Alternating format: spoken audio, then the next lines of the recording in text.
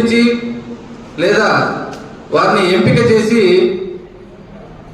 ముందుకొచ్చిన వాళ్ళని రాష్ట్ర కమిటీలోకి తీసుకోవడం జరిగింది.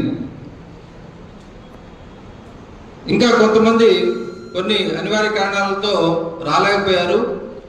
కానీ త్వరలో వాళ్ళకు కూడా నెక్స్ట్ మిగతా ఈ యొక్క పోస్టులు ఏదైతే పదవులు ఉంటాయో ఆ పదవులు ఇవ్వడం జరుగుతుంది. అయితే ఇప్పుడు ప్రజెంట్ మన ఆంధ్రప్రదేశ్ మీడియా అకాడమీ విశ్రాంత కార్యదర్శి గారు మరియు ప్రస్తుత ఏపీ డీజీపీ సిపిఆర్ఓ గారు,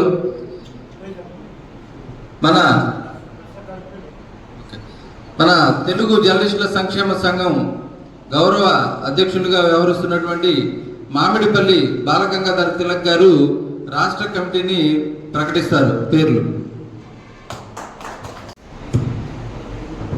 మేడవరపు రంగనాయకులు గారు, అధ్యక్షులు తెలుగు జర్నలిస్టుల సంక్షేమ సంఘం. బోడపాటి సుబ్బారావు గారు, ప్రధాన కార్యదర్శి. చెవుల శ్రీనివాస్ గారు, కోశాధికారి. కోయ రామారావు గారు, ఉపాధ్యక్షులు.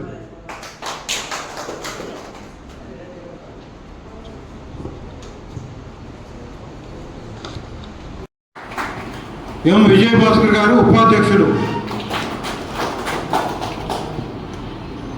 నాగిశెట్టి సీతారామరాజు గారు, ఉపాధ్యక్షులు. ఎల్లపాటి శివ గారు, ఉపాధ్యక్షులు. బారావత్ శ్రీను నాయక్ గారు. చల్లగొండ రామాంజనేయులు గారు, కార్యవర్గ సభ్యులు. ఆదపు శ్రీమాన్ రావు గారు, కార్యవర్గ సభ్యులు.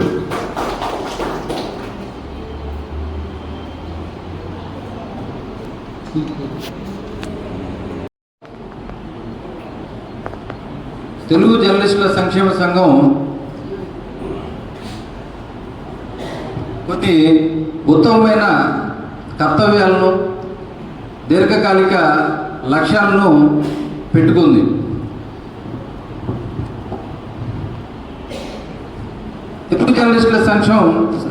తెలుగు జర్నలిస్టుల సంక్షేమ సంఘం ప్రధానంగా జర్నలిస్టుల సంక్షేమం, అభివృద్ధి, మీడియా స్వేచ్ఛ, భద్రత కోసం కృషి చేస్తుంది. సంఘం తరఫున కొన్ని కర్తవ్యాలను నిర్దేశించుకొని వాటి అమలుకు గత 3 ఏళ్లుగా కృషి చేస్తూనే ఉంది. నా పేరు మేడవరపు రంగనాయకులు, తెలుగు జర్నలిస్టుల సంక్షేమ సంఘం వ్యవస్థాపకుల్ని. అదేవిధంగా ప్రస్తుతం ఈరోజు ఎన్నికైనటువంటి రాష్ట్ర అధ్యక్షులను కూడా. ఐక్యత, సంక్షేమం, భరోసా నినాదాలతో ఏర్పడినటువంటి తెలుగు జర్నలిస్టుల సంక్షేమ సంఘం ముఖ్యంగా సామాజిక బాధ్యతతో పనిచేస్తున్నటువంటి తెలుగు జర్నలిస్టులకు సంక్షేమం, భరోసా, అదేవిధంగా మీడియా స్వేచ్ఛను అందించేందుకు కృషి చేస్తుంది. పొద్దున్న లేస్తే మనం బయట తిరిగే, అంటే సమాజంలో ఎక్కడెక్కడ ఏమేమి సంఘటనలు జరుగుతున్నాయి, ఏమేమి వార్తలు ఉన్నాయి, ఎక్కడెక్కడ సమావేశాలు జరుగుతున్నాయి అని చెప్పేసి అని బయట తిరిగే జర్నలిస్టుకి కనీస భద్రత అనేది లేదు. అనేకమైనటువంటి దాడులు జరిగే పరిస్థితి ఉంది. అంటే నిజాన్ని నిర్భయంగా చెప్పలేని పరిస్థితి కూడా ఉంది. సో ఇటువంటి పరిస్థితుల్లో మన మీద ఇటువంటి దాడులు జరగకుండా, అదేవిధంగా కనీసం మనం వార్తల్ని, నిజాన్ని నిర్భయంగా రాసేందుకు కూడా భయపడే పరిస్థితి ఉన్న ఈ పరిస్థితుల్లో మీడియా కమిషన్ అనేది ఒకటి ఏర్పాటు చేయాలని చెప్పేసి తెలుగు జర్నలిస్టుల సంక్షేమ సంఘం ప్రభుత్వాన్ని డిమాండ్ చేస్తుంది. అదేవిధంగా జర్నలిస్టులకి కనీసం భద్రత కల్పించేందుకు, అంటే ప్రమాద బీమా కానీ, ఆరోగ్య బీమా కానీ ఎటువంటివి లేవు. ప్రమాద బీమా కానీ, ఆరోగ్య బీమా కానీ ఖచ్చితంగా ప్రభుత్వం అందజేయాలి. ప్రస్తుతం తెలుగు జర్నలిస్టుల సంక్షేమ సంఘ సభ్యులకి 20 లక్షల ప్రమాద బీమా మేము అందజేస్తున్నాం. అదేవిధంగా ఆరోగ్య బీమా కోసం కూడా కృషి చేస్తున్నాం.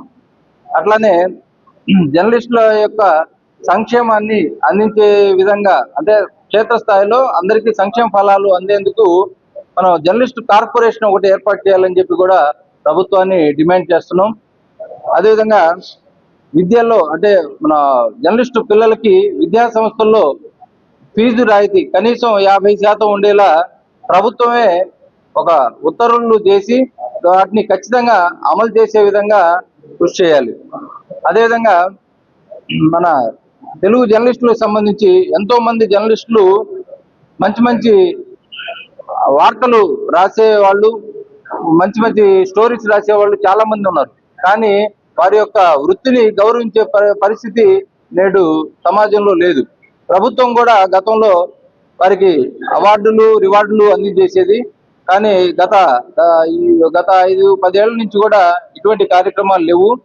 అందుకోసం చెప్పేసి మేము ఉత్తమమైన జర్నలిస్టులని గుర్తించి వారిని సమాజానికి పరిచయం చేసే బాధ్యత మేము తీసుకున్నాం.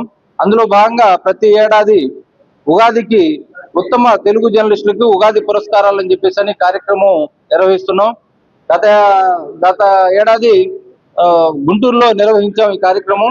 ఈ ఏడాది విజయవాడలో నిర్వహించబోతున్నాం. రాష్ట్ర వ్యాప్తంగా ఉన్నటువంటి ఉత్తమమైనటువంటి జర్నలిస్టులని ఎంపిక చేసి వారికి అవార్డులు, రివార్డులు కూడా అందజేయబోతున్నాం.